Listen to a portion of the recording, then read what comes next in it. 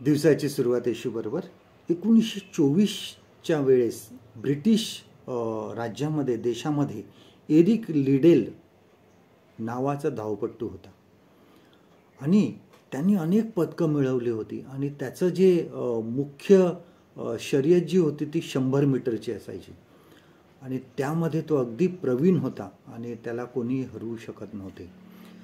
ज्यावेळेस एक मोठ्या स्पर्धेची घोषणा झाली त्यावेळेस त्यांनी जेव्हा वेळापत्रक बघितलं त्यावेळेस त्याला असं दिसलं की त्याची शर्यत जी आहे, फायनल शर्यत जी आहे ही रविवारच्या दिवशी येते आणि त्यांनी शर्यतीतून माघार घेतली. त्या 100 मीटरच्या शर्यतीतून माघार घेतली. त्यांनी असं म्हटलं की रविवार जो आहे हा देवासाठी आहे. रविवारी मी चर्चला जातो, त्या ठिकाणी बसून देवाची आराधना करतो, देवाचे आभार मानतो सर्व दिवसांसाठी. मी संडेच्या दिवशी, रविवारच्या दिवशी शर्यतीत भाग घेणार नाही. म्हणून त्याने 100 मीटर शर्यत सोडून त्यांनी 400 मीटरमध्ये आपलं नाव नोंदवलं.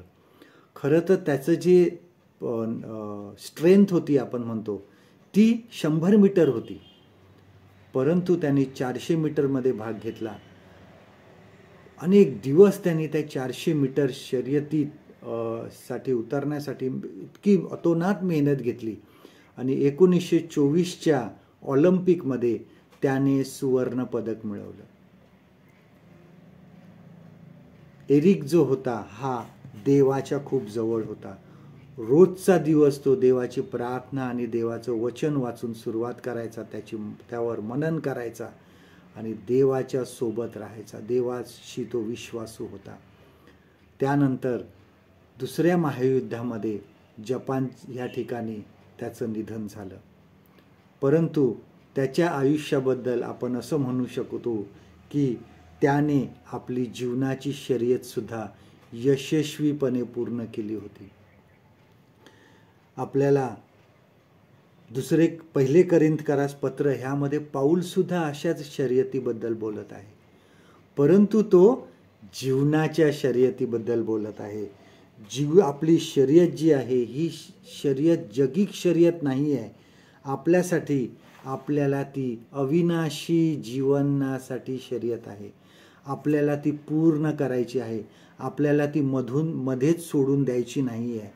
जगिक मोह आहे धावताना, ही अविनाशी मुकुट मिळवण्यासाठी जी शर्यत आहे ती धावत असताना अनेक आजूबाजूला मोह आपल्याला शर्यत मध्येच थांबवायला कदाचित आपल्याला मोहात पाडतील, परंतु कुठल्याही संकटाला, मोहाला न भिता सामना करून आपल्याला ती शर्यत पूर्ण करायची आहे.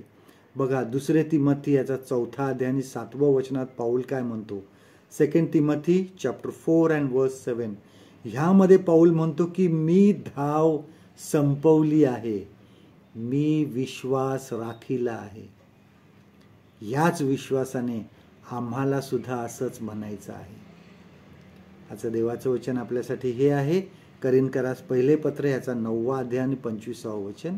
1 Corinthians chapter 9 and verse 25.